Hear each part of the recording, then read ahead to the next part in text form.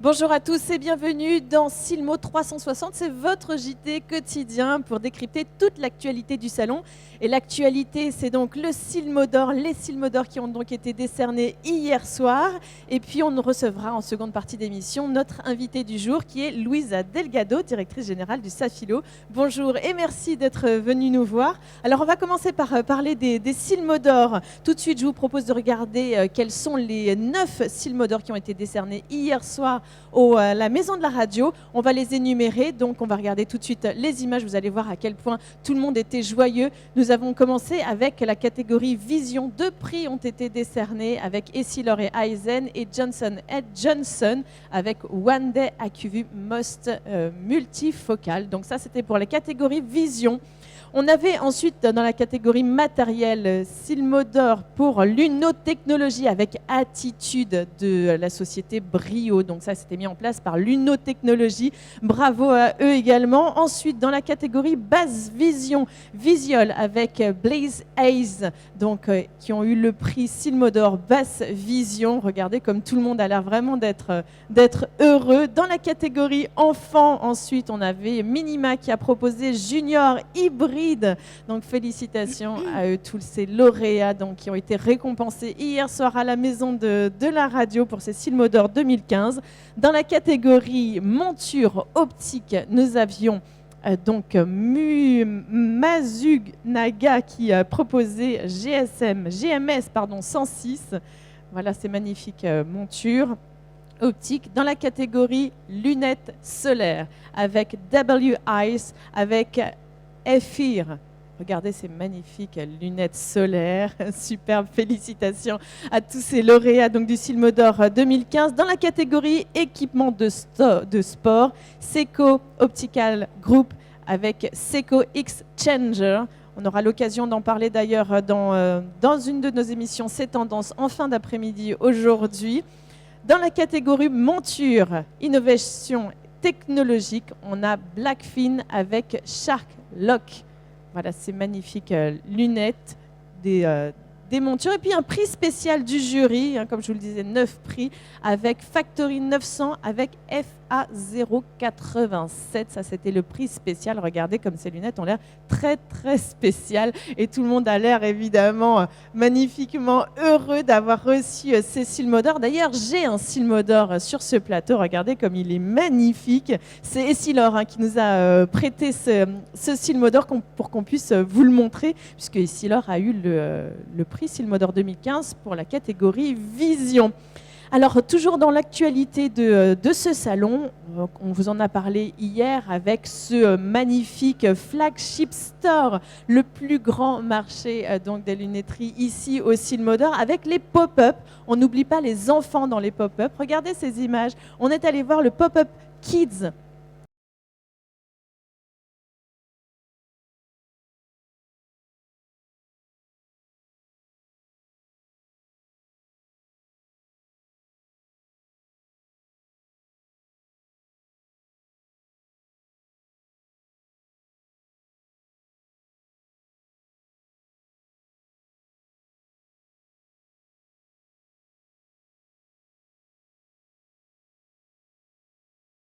Alors, je vais recevoir maintenant mon invité, qui est Luisa Delgado du groupe Safilo. Merci déjà d'être venue sur ce plateau pour nous parler donc d'un nouveau projet. Mais avant cela, on va présenter un petit peu ce qu'est Safilo.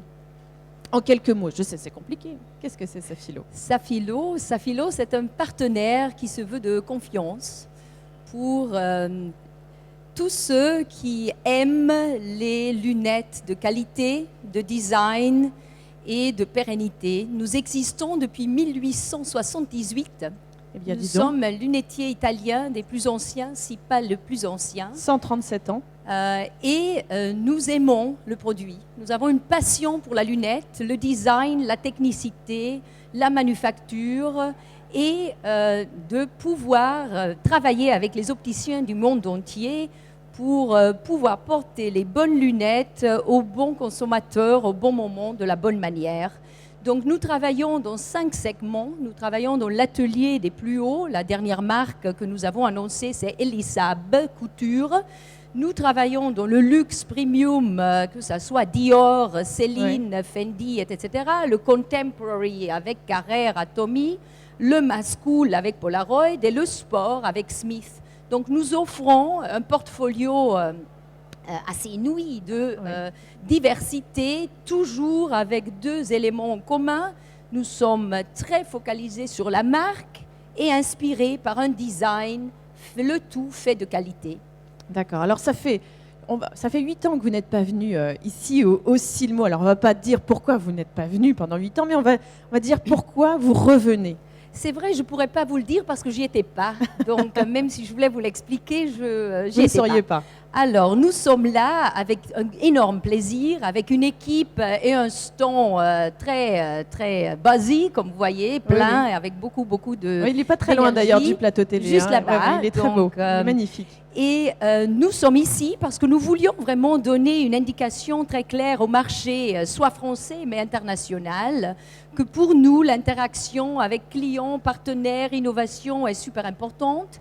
Et Silmo, nous le voyons avec un rôle très spécifique dans ce monde. Donc nous sommes là avec un très très grand plaisir et beaucoup d'énergie d'être ici. Et tout se passe bien depuis Tout se passe énormément bien. Nous avons un grand plaisir de voir l'intérêt qui se manifeste vraiment pour tous les segments. Et l'intérêt aussi du marché, je crois, pour des innovations et des choses qui soient un peu différentes, comme par exemple Kids. Oui, alors on va en parler justement de ces lunettes que vous nous avez apportées. On va regarder d'ailleurs des images qu'on va commenter en même temps. Alors expliquez-nous ce qu'est cette collection dédiée aux enfants dite médico-scientifique, hein, c'est ça, hein. Alors, pour commencer, l'idée est née des travailleuses opératrices dans nos usines dans le nord d'Italie, dans les montagnes. La plupart sont des femmes. Oui. Et donc un jour... Des mères de famille. Un jour, elles nous disent, nous sommes mères et nous sommes grand-mères. Mais nous ne trouvons pas des bons produits lunetiers pour nos enfants. Pourquoi est-ce que Safilo ne s'occuperait pas des lunettes belles seulement, mais bonnes et bien faites? D'accord. Et donc, on a étudié le marché et qu'est-ce qu'on a découvert? Que d'un côté, il n'y avait pas beaucoup d'intérêt parce que tout le monde disait les enfants, c'est un petit marché, est-ce que ça vaut la peine, etc. Mais en l'étudiant, on sait tous, il y a 1,6 milliard enfants dans ce monde. Pas si petit marché que ça. C'est un énorme marché. Deuxièmement, un dans chaque 6, donc à peu près 400 000, 300 millions, ont besoin en quelque chose dans la vue qui demande une intervention. Ça peut être plus grave, moins grave, mais presque 385 millions. Donc c'est important. C'est un marché important. C'est super important. Pourtant, moins que 30% de tous ces enfants, en effet, portent des lunettes. Et la raison qu'on a découvert, et nous avons fait des études, est beaucoup liée au fait que les produits justes ne sont pas disponibles de la manière juste. D'accord, c'est quoi des produits justes? Alors, d'un côté, nous avons découvert qu'il y a plein de produits qui font des enfants un mini-mi. Oui, c'est ça. Le mini-mi, du luxe, vous voulez dire. Du luxe version mini. Voilà. Mini-maman, mini-papa. Exactement. Et puis, les parents projettent leur sens de style sur l'enfant, qui d'un côté n'a pas le même plaisir, mais deuxièmement, la lunette n'a pas été conçue de la même façon. La physionomie et les nécessités de l'enfant. Oui, bien sûr, parce que le visage de l'enfant change quand même. Change très vite. Très souvent. Le nez n'est pas développé, donc la lunette ne peut pas s'asseoir sur le nez, doit plus s'asseoir sur les côtés. Il y a une question de matériaux. Évidemment que pour des enfants, surtout aussi très petits, de 0 à 8 ans, comme notre collection, a besoin de matériaux biodégradables. La charnière ne peut pas avoir du métal. Si elle est pour les tout petits et un peu plus grand, elle doit être cachée pour que l'enfant puisse vivre et se développer dans toute son énergie. D'accord. Alors, de quelle manière vous l'avez conçu, ces lunettes? Vous avez demandé aux enfants directement qu'est-ce qu'ils voulaient? Nous avons fait deux choses. Une, nous avons tout d'abord admis que chez nous, à la maison, bien que nous avons 100 designers, autant de techniciens, autant de tout, on n'avait pas les compétences. On ne s'était jamais penché sur la lunetterie des enfants bien. Donc les meilleurs ingénieurs, finalement, c'était les enfants. Alors, nous sommes allés chez les enfants pour comprendre leur comportement, pour comprendre ce qu'ils aimaient, ce qu'ils n'aimaient pas. Et nous sommes allés chez les médecins pour comprendre Ce qu'il fallait faire d'une manière scientifique. Et nous avons fait un partnership avec la Société mondiale des pédiatres ophtalmologiques, soit global, soit en Italie. Et on a co-désigné, co-design et co-créé cette collection avec eux. Et je dois vous dire que nous avons appris des choses extraordinaires. Donc elles sont superbes, ces petites lunettes. Ouais. Elles sont magnifiques, elles sont faites chez nous, dans notre usine à côté de Padoue. Et nous avons travaillé tous les détails à l'infibine, souvent avec nos techniciens, et à dire mais c'est plus difficile que faire du Dior. Oui, ah oui, c'est vrai, tant que ça. Et c'est intéressant parce que ça montre que faire des lunettes, faire des Dior, c'est très très difficile. Faire ceci peut-être être encore plus difficile parce que le détail, les validations, les qualifications qu'on a mis dedans ont été infinies. Et maintenant, nous continuons de les développer parce qu'on a dit qu'une fois par année, on reprend tout le feedback et on fait des versions 2.0, 3.0, un peu comme l'évolution continue. Donc ça a donné un base énorme à notre société et à toutes nos équipes parce qu'on s'est dit, on veut, en plus de faire des lunettes extraordinaires, on veut aussi faire une contribution pour une nécessité que l'industrie n'a peut-être pas addressed avec tout ce qu'il y avait. Ouais, finalement, on n'y avait pas réfléchi. Et donc, du coup, alors c'est vrai, les enfants, finalement, le luxe, ils s'en moquent un peu. Des lunettes de certaines marques. Mais vous savez, le luxe, c'est quelque chose de subjectif, je crois. Oui, bien sûr. Et c'est le luxe pour moi. Oui, et pas pour votre enfant. Et pas pour mon enfant, et pas pour mon voisin. Parce que chacun de nous veut son luxe selon ses critères, exclusivement pour moi. D'accord. Et en fait, les enfants, eux, cherchaient quelque chose de confortable. Alors, confortable, joyeux, jouant. Et on a fait des focus group avec des enfants. Et comme on sait tous, la vérité vient de la bouche des enfants. Oui, ils sont francs, c'est ça. Ah, complètement. Alors ils ne cachent pas la vérité. Cette couleur semble c'est vieille. ça, c'est moche. C'est moche, je n'aime pas. Regarde comme tu as l'air, ou tu as l'air... Voilà. Et moi, par contre. Et aussi, on a découvert que les filles ne voulaient pas nécessairement être des jeunes Kitty. Oui, et pas du rose, absolument. Et peut-être pas du rose toujours. Et que les garçons ne voulaient peut-être pas du noir, et qu'elles ne voulaient pas être Rambo, etc. etc. Oui, donc, plein de préconceptions que peut-être vous et moi, comme maman, on a. Mais si vous donnez l'opportunité aux enfants de participer et de dire et de jouer avec nous, ils n'étaient pas là pour un focus group, ils étaient là pour jouer et en jouant, nous dire ce qu'eux, ils veulent et comment eux, ils se sentent bien. Oui, parce que le but final, c'est finalement que les enfants eux-mêmes aiment porter leurs lunettes. Alors, souvent, comme maman, moi aussi, j'ai acheté des lunettes pour ma fille en pensant qu'elle était belle et c'est comme ça que je la voulais. Et puis, elle ne les mettait pas. Ben oui, parce qu'elle ne se trouvait pas belle. Exactement. Donc, il faut donner plus d'opportunités à l'enfant de participer, d'en être fier et, par conséquent, après, d'avoir une qualité de vie supérieure. Donc, qu'est-ce qui est plus difficile à convaincre finalement, sont les enfants ou les parents? Ah, je crois que c'est les parents. Je crois que c'est les parents.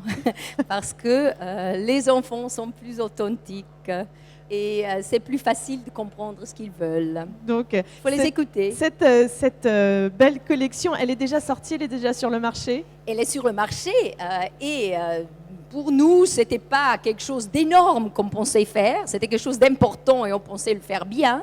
Mais 2-3 semaines après qu'on l'ait lancé, on a été absolument débordés de la réponse du marché. Super. Donc et c'est super parce que ça montre que si on croit à quelque chose, même que le marché ne soit pas encore déjà développé, mais surtout parce qu'il y a un marché à développer, si on met les équipes ensemble et les experts avec une humilité, une modestie à comprendre aussi ce qu'on ne sait pas encore, oui, bien sûr. Alors le marché réagit et je crois que ça fait partie de ce que notre industrie devrait être là pour faire. En tout cas, vous nous avez raconté une belle histoire. Vous remerciez donc les mamans et les grands-mamans de votre société finalement qui vous avec un énorme plaisir et on va continuer à les écouter pour développer encore d'autres marchés. Bon, en tout cas, merci beaucoup d'être venu ici sur ce Silmo 360 pour parler de l'actualité donc de ce salon. Et bien demain, on se retrouve également pour ce JT en compagnie de Jean-Philippe Sayag. On parlera des opticiens connectés. Bonne journée à tous.